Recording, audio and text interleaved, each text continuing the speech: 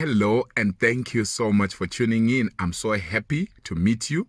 If you are new here, remember to subscribe to my YouTube channel so that you can learn more. As soon as I upload another video, you'll be the first to get it. All right, so today we are talking about what you need to put in an abstract. And also will include the mistakes that authors make when they are writing an abstract. First of all, I've seen people writing an abstract that is too long. An abstract should be just a summary. It's a summary of your research paper. It's a summary of your dissertation, a summary of your thesis. It shouldn't be too long. Just 150 to 300 words should be enough.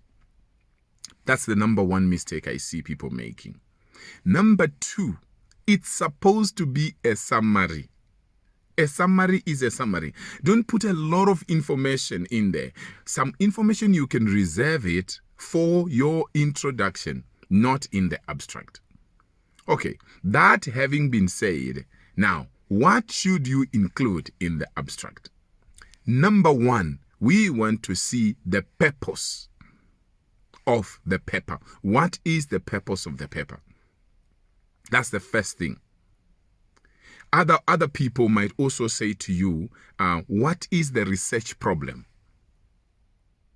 You don't have to write the whole research problem, but you summarize it to one sentence. What is the research problem? All right? And secondly, we also want to see the objectives of this particular paper. I know that sometimes, if you are a student, maybe you have a whole dissertation, and you now want to break it into different papers.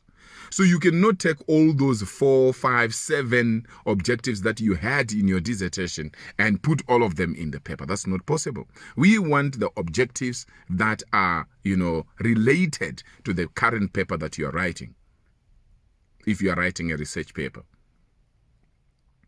Now, of course, if you are doing a dissertation, that's fine. You can put those objectives. So you can watch my other YouTube video that I have done where I was talking about what do you need to put in objectives. All right. So let's continue. We said in your abstract, we want to see the purpose. We want to see your objectives. We also want to see your methods or methodology. What was the sample size if you actually did, a study? You went in there into the field and you carried out a study. What was the sample size? What was the sampling criteria? And then the data analysis. Which data analysis technique did you use? All right? And of course, number 4, we also want to see the major findings. What are the major findings?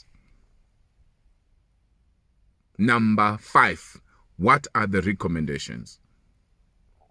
What do you recommend from those major findings that you have? Are there any particular conclusions that came out of the study? That will be your number 6. So I will go over this again. I say your abstract must have number 1, the purpose. Some people will choose to say number 1 is actually your research problem. Number 2 will be your objectives. Number 3 will be the methodology, the methods that you have used. Number 4, the major findings, the major findings.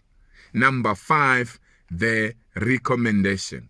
And of course, number 6, the conclusions that come from that study that you have done.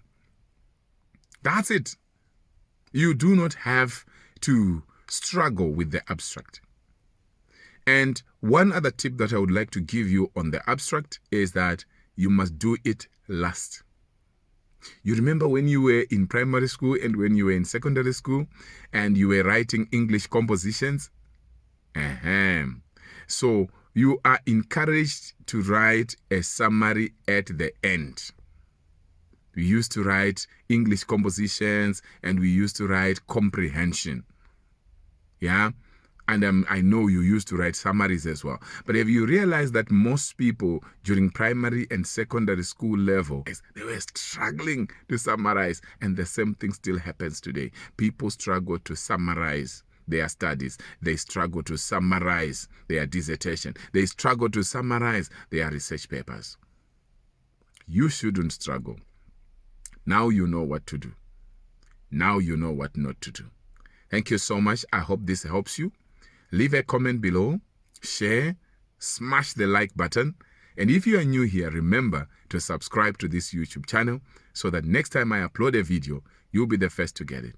Please also leave a question for me in case you want to know something. You may want me to do a certain video for you. Please leave that suggestion below. Thank you so much. I appreciate your time. Bye-bye.